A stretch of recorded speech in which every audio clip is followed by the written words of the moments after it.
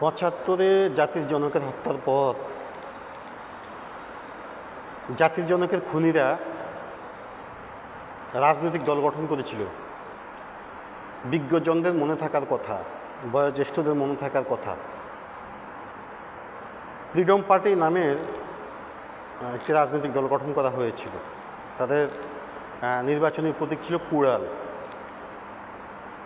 আমি সেটা দেখিনি, আমি শুনেছি, এবং আমার ছোটোবেলাতেও আমি দেওয়ালে দেওয়ালে কুড়ালের ছবিতে আঁকা দেখেছি। ফ্রিডম পার্টির নাম লেখা দেখেছি আমি দেওয়ালে দেওয়ালে, এবং কর্নেল ফারুকেরও নাম লেখা দেখেছিলাম আমি দেওয়ালে।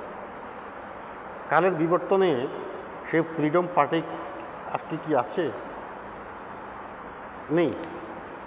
একসময় জাসদের প্রভাব কত শক্তিশালী ছিল। জাসদের সন্ত্রাসী আচরণের কাছে অন্য সব রাজনৈতিক দল অসহায় হয়ে গেছিল। আজকে সেই জাসদও বিলুপ্ত হয়ে গেছে। কাজেই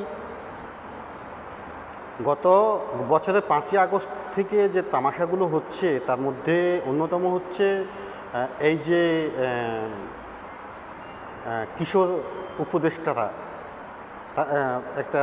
সেটা একটা তামাশা ঘটলো। তারপর আরেকটা তামাশা ঘটেছে, রিসেন্টলি তারা দল গঠন করেছে এনসিপি নামক ন্যাশনাল সিটিজেন পার্টি, অর্থাৎ জাতীয় নাগরিক দল। এটি হচ্ছে ইউনূসের পরিকল্পনা, একটি কিংস পার্টি। আপনার বিবেকের কাছে প্রশ্ন, এরা কি থাকবে আদতে মাঠে? যদি এরা থাকে, এরা কি জনগণের কাছে পৌঁছতে পারবে? বাংলাদেশের 63 জেলায় 63টা কমিটিকে এরা দিতে পারবে?